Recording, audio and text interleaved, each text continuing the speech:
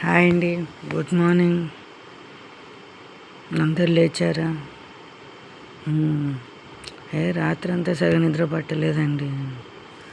మా పక్కింటి రాణి ఉంది కదా, గోల గోల.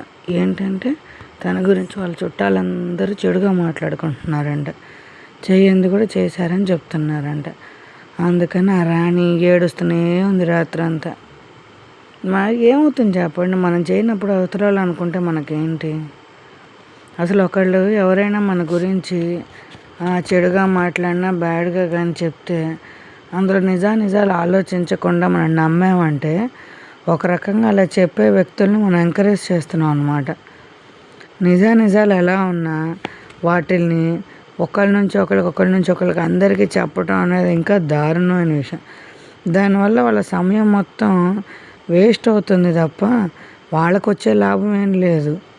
అదేవిధంగా మన గురించి ఎవరైనా ఇద్దరు చెడుగా మాట్లాడుకున్నారనుకోండి, వాళ్ళకు కూడా అది టైం వేస్టే, మనకేం నష్టం లేదు.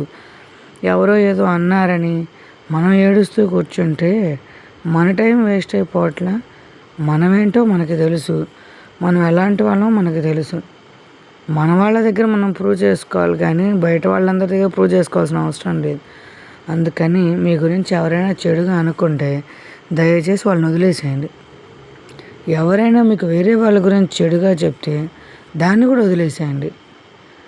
ఊరికే మనకి టైం పాస్ అవ్వాలని చెప్పి అవతల వాళ్ళ గురించి చెడుని మనం ఇంకో 10 మందికి చెప్పి కూర్చొని మాట్లాడుకోవటం కోసం, వాట్సాప్లో చాట్స్ చేసుకోవడం కోసం వేరే వాళ్ళని మనం చెడుగా ముందుకు చెప్పొద్దు, చెయ్యొద్దు.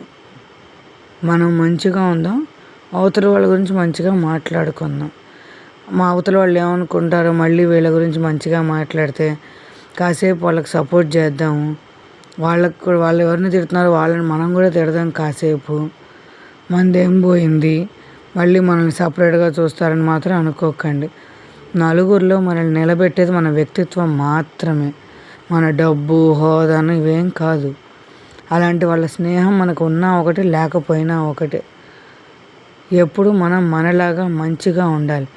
అలాంటి వాళ్ళకే భగవంతుడు ఎప్పుడు సపోర్ట్గా ఉంటారు.